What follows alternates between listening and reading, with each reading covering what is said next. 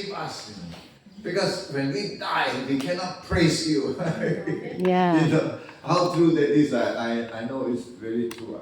So this morning, I want to take the first few minutes for you to come up here or stand where you are and give us one reason. Give us one reason for being grateful. I know all of our gratefulness is directed toward God, but many times we are human beings. This is our family.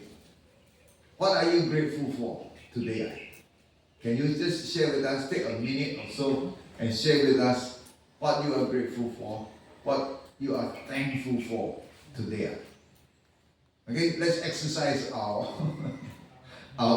our constitutional rights to be able to speak, to be able to share. Okay? Please, you need to come up here. Come up here. If not, just stand where you are. Please share with us one experience or two experiences. What are you grateful for? What are you thankful about? Okay? Let's do that. I want to say again that today, just I told you, I'm very happy, very grateful that I am alive. I can see the sunlight, I can hear the birds, and the greenery around here. This is not a church, only a church, but a church with a garden. And this is beautiful. I'm really thankful that we have our church here in such a setting.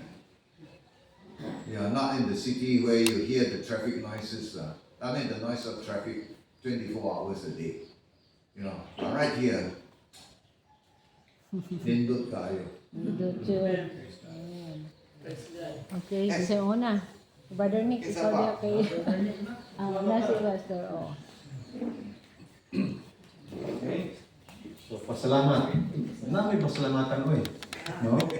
Ang usa sa atong pasalamatan, dugay na sa ako ang natang kabuhat ang inani. Talag sa ano ba yan ni? No?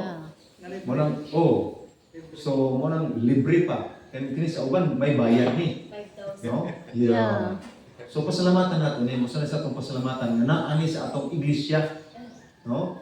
Nga naingani. So atong pasalamatan ng Ginoo nga gihatag niya dinhi sa ato para aron mamahimot ang ma-inform then makashare ta sa uban. Equipped. Mahimot ang galamiton. Murag channels ta no niini nga mga kahibalo. So usa na sa ato ang pasalamatan. Ug ang ikaduha, pasalamatan ako Ginoo nga naghatag og maayong panahon.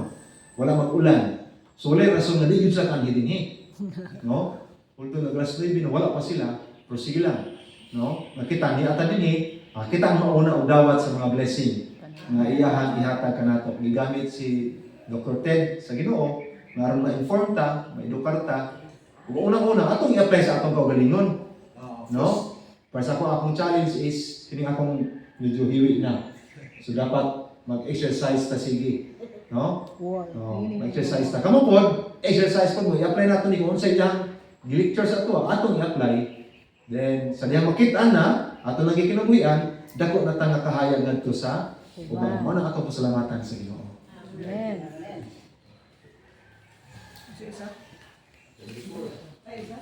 Sige. More. More. Napadiri sila, May buntag no? Ayun, buntag. Salamat kay sa Ginoo nga nakabangon pa ta. Sa lugway sa kinabuhi gyud sa matag adlaw. Og ako nagapasalamat jud kog dako nga na niapil ko ani na kuan no nga mga katiguman nga diin magkat-on ta ba mag-learn tungod kay daghan man tag mahimo pwede pa mahimo mga matabangan kung natay kahibalo pero wala man po tayo ka impart. Thank you kaayo Doc Ted nga gigamit mo sa Dios na makaali sa among area lugar nga instead na maglaag-laag raon ta mo o magsuroy-suroy pero napahatan mi sa inyong mga blessing no nga blessing po ni sa amo diri no sa ato ang tanan O nagpasalamat jud ko mga igsoon nga nagpasalamat ko sa Ginoo nga nakakat-on tong kaghapon na atong na-learn tungod kay kasagara man dito sa amuan, labi na sa amuang puloy-anan, mga balatian. So adto lang Sunday, tong akong ate kay gitabang kay sa iyang heart. So iko lang kung mild massage lang sa mga dili masila na portion. So nakarelieve to sa iya ha, pero pagkakuan wala na gyud siya na nadala gyud sa ospital. So kato nga mga blood circulation nga atong natun-an, nagpasalamat gyud kog dako kay makatabang gyud to siya dili lang sa sa household kundi may ka-impart po rin ato sa neighborhood. So kagabi dito ko nag-visit. Ako nagisultihan to akong mga pag-umangkon nga dito sa atong balay mag-demo ta kung mga light lang na mga simple na katong mga blood circulation na paano. So willing po sila mo learn. So salamat kay dako sa inyo ha. O sa Ginoo nga kay gayonan nga tugutan niya nga kitang tanan maka learn ani aron kini usab atong ma-impart ngadto sa uban. Salamat. Thank God. Yeah.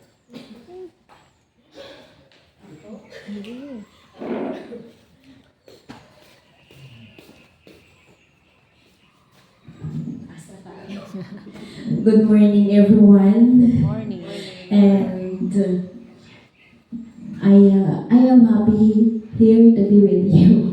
Bisan sa kalayo sa inyong lugar dito, number one akong ipasalamatan sa Ginoo. Bisan kalayo, pag chat ni Ma'am Risha ko ang kanang nain-ani nga training, nalipay ako kasing-kasing, pero nandiyo yung mga babag, kay layo baya ang bukid, tapos ang financial.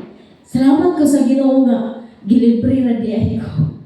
Then para jud nga maka-attend ani. Usan di siya kadako nga pribilehiyo mga kaigsonan tungod kay dito nigala ko sa kay Ma'am Rish nga pabor na jud ni pribilehiyo na ni para sa ako tungod kay naabaya pud may program sa health dito sa Radio Hansen na mo kanang nakalain ko daghan kaayo dinhi. Tas dito sa amo naay daghan nga kanang nangamatay ang case kay stroke, high blood, ana di ay karon diri ko naka-learn nga inana dito ko di sa kaning blood circulation nato nga dili insakto. So dito sa amo di pa lang dugay na ibabae dito ang silingan, di na po dahil sa amo nito nga siya bukid.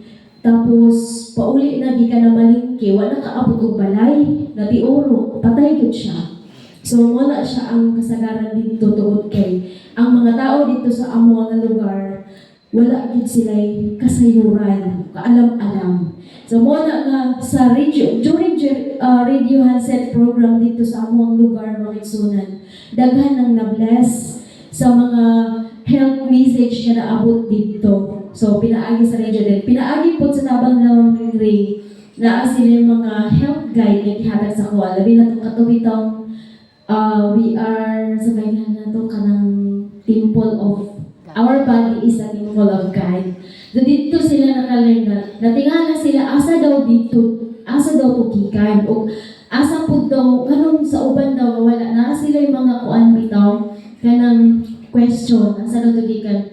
Then ako ngayon sa ilaha nga kana siya knowledge na siya ikan sa Ginoo di pa abot sa mo gigamit lang pud taon mi kay ako pud mismo kanang kuan pud kanang nagtuon pa pud nag-adjust nag-practice pa pud naghinay-hinay pud og practice kung unsaon di ang pagkinabuhi para mao sa mga to ang lifestyle.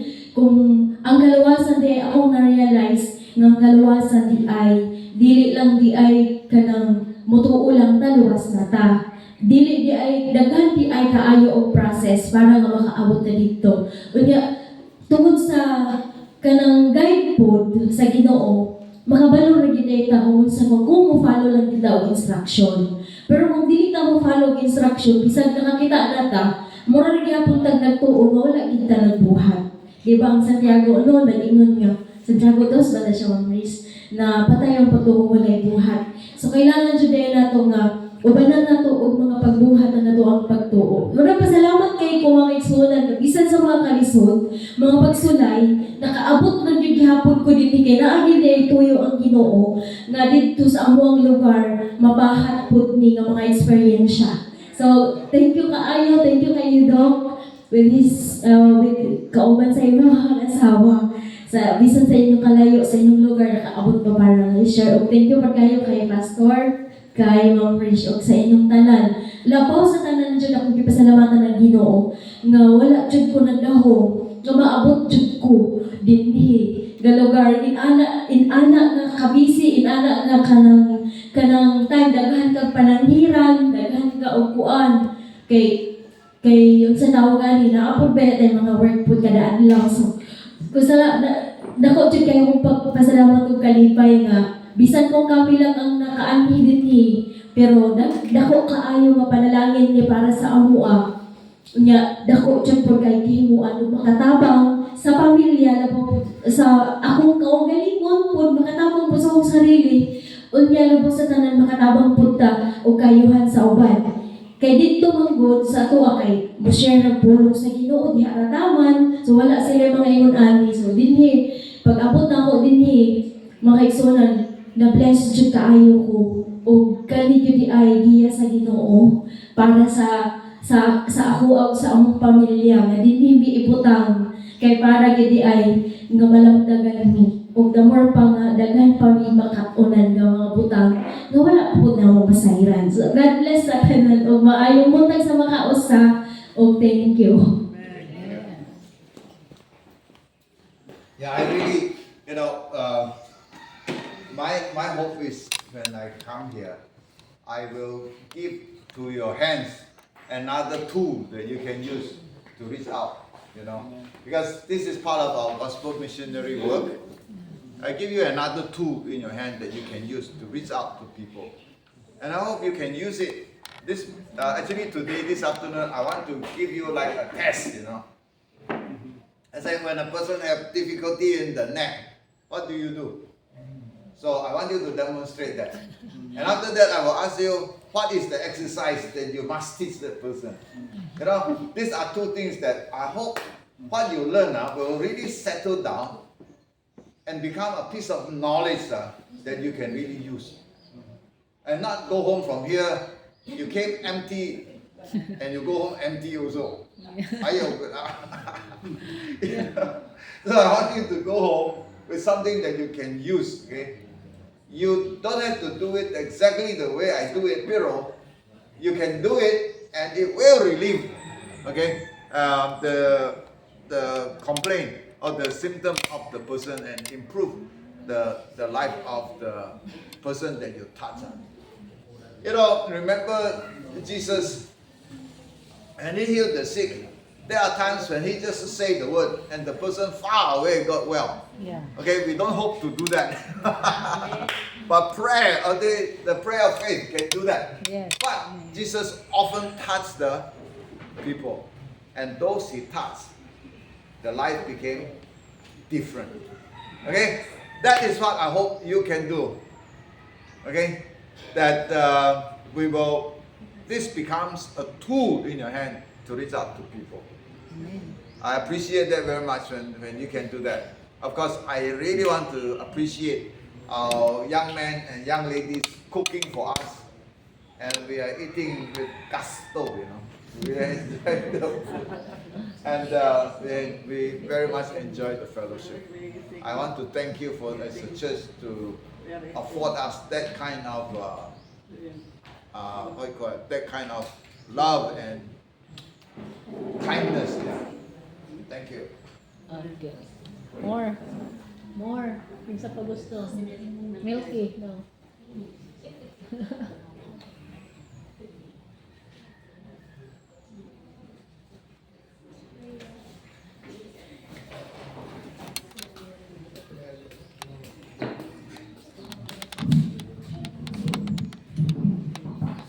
Buntag sa tanan. Buntag. Amo nang among asa taga dito among pinasalamatan kay naabot kit mi diri mga igsunan no. Actually kay murag kami tuhan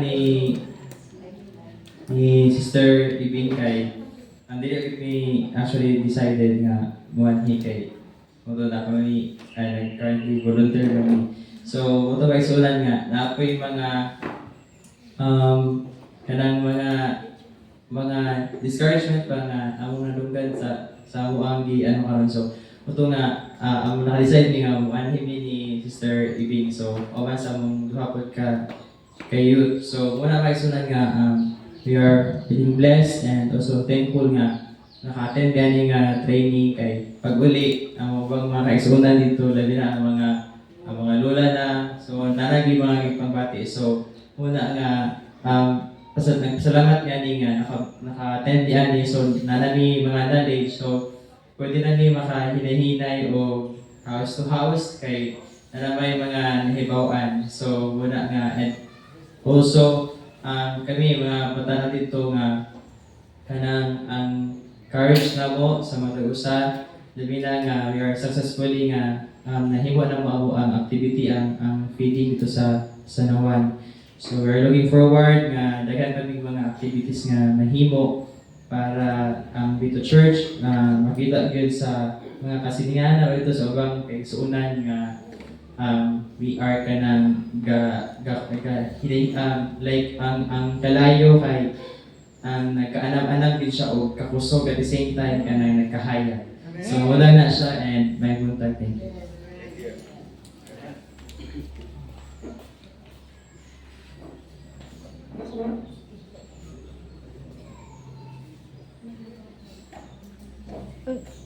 Masin. Okay. Sino pa gusto mag-testimony? Wala? Kasi akin na. I'll just take this time to thank the Lord for His goodness because all good gifts comes from the Lord. And Dr. Ted and his wife and everybody is a gift. God gave them that talent, and we have seen how they have decided to share this knowledge as well. And it just made me think of this familiar verse to us in Hosea 4:6. My people are destroyed because of lack of knowledge. And when we for me, when I analyze that, and it goes on to say, they rejected. So the lacking of knowledge is not simply of because we learned less, but it's actually what we have learned and we reject knowledge. It's the same with lacking knowledge when we don't apply it. And the reason we don't benefit from that knowledge is because we don't apply it and then we don't share it. And I truly believe that the information is not just an information that will make us constipated. All right? You know what I mean, right? Dyspeptic Christian. Knowledge, too much information will what? Without practice, like in the physical realm, right? If you keep on eating and not moving, those food will not benefit you. Yes. Those blessings can be turned into a curse. So I hope that the message, the blessings that we have received will not be a curse, Tubol. but rather be a blessing, not only to us, but to the community at large. Yeah. So I hope and I pray that this is not the first and last, but only the beginning.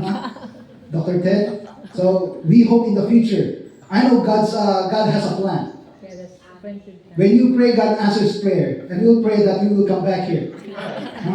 Because the information that you've been given us is just like a free taste. Suppose, like SMR, when they have new product, they give you this free taste. And you like it, and it makes you, what? Want to buy it. Because it's not enough. And this is just what we have right now. It's just a sample, what's this? Yes, a bit of. Free test of what these simple remedies. Like people are looking for complicated things. When in reality, The reason this is very probably ignored by or not being given attention by many is because it's too simple. Yeah. Huh?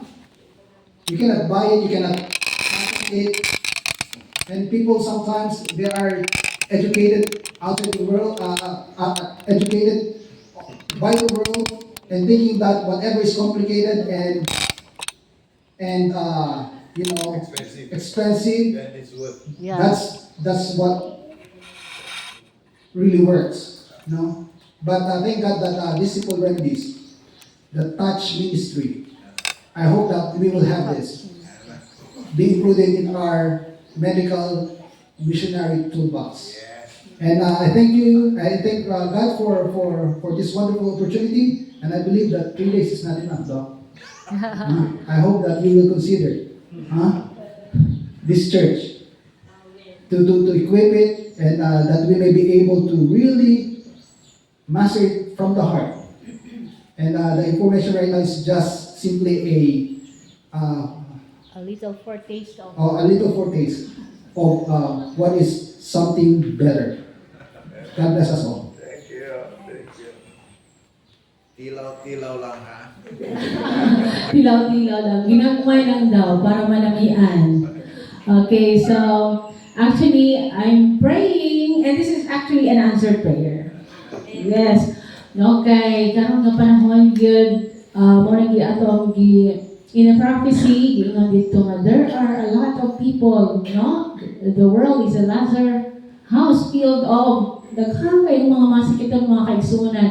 And sometimes natay guilt gani sa ato ang kaugalingon when we met people and then wala tayong mamunghan for them. No? So, mao ni siya ang ato ang gikinahanglan gyud if we want to be a true witnesses for Jesus. Witnesses sa Ginoo mga kaigsunan. So, mao ni ako gina-emphasize yun sa uban nga dako ang atong pasalamat kay nganuman daghang kaayo kong mga ministry nga naga-pop up sa ako ang Facebook. And they charge it ang ilahang mga 3 days, 2 days training that cost 5,000 to 10,000. Saan wala na ito? Dili man taka-afford na. No? Dili man taka-afford na. But then, again, God prepared a people who are true, no, are true and genuine medical missionaries to train us, no, mga skilled na mga missionaries.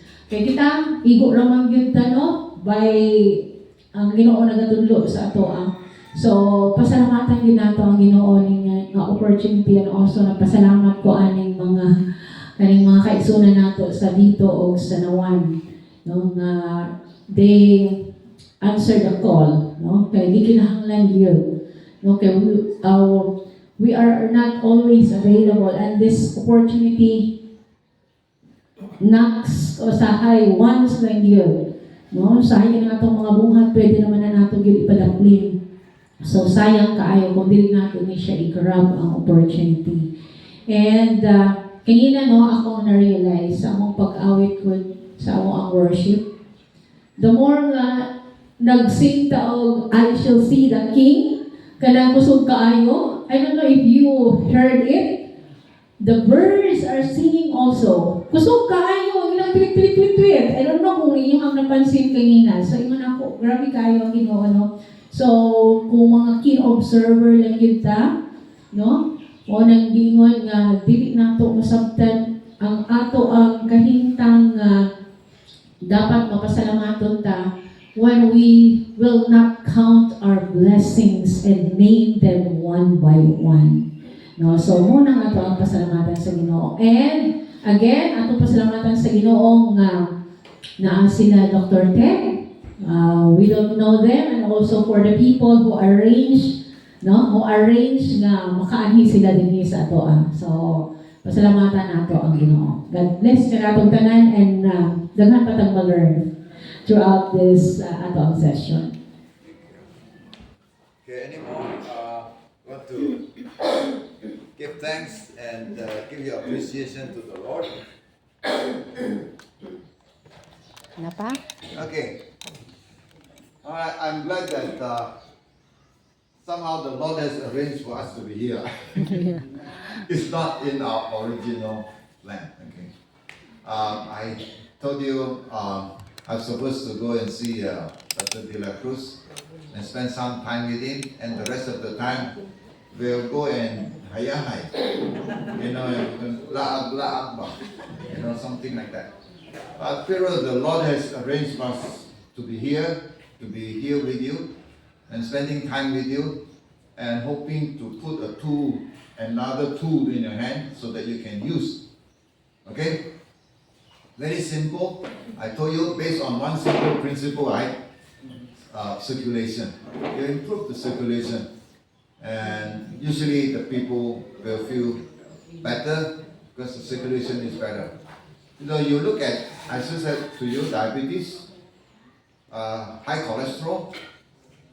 You talk about heart attack, stroke, and all of these things. They are all related to circulation. So when you improve the circulation, you let God do the healing. That is, God knows best in doing that. Amen. So we are just humble instruments in the hand of God to allow God to do what He wants to do for all of us. And a lot of your people around you. Many times I have the same question like, you are asking, you see people in need. Then you say, I'm not a doctor. I do not know what to do. I don't have the medicines. I don't have the treatment. You do not know what to do. And I ask myself too, even though, I see a lot of people, and I said, what help can I give him? Maybe just a touch on the shoulder and say, God bless you. That's about that. But when you have a tool in your hand, even though that guy is a stranger to you, but when you give him a touch, you give him just a little treatment, and he feels the relief. And I tell you, you change his attitude almost immediately. And you become a friend to that person. Amen. And preaching the gospel, you can never preach the gospel to a stranger who does not know you, or to preach the gospel to an enemy, unless you make friends with them. When you make friends with them, then you have that channel to be able to share the gospel message. So that is what, to make disciples of everywhere, with people everywhere we go, we come in touch. That is the dream of Jesus for each one of us, is to make disciples for Him, of all men. I hope it will be more meaningful as the days go by. Actually, today I wanted my wife to share first, so that my voice can rest for a while. But we look at the sun today. We must wash today so that we can dry our clothes. So I hope she can finish her washing soon. But today I just want to talk about one thing that we do every day, if not 2 times a day, 3 times a day. And there are people in my country, they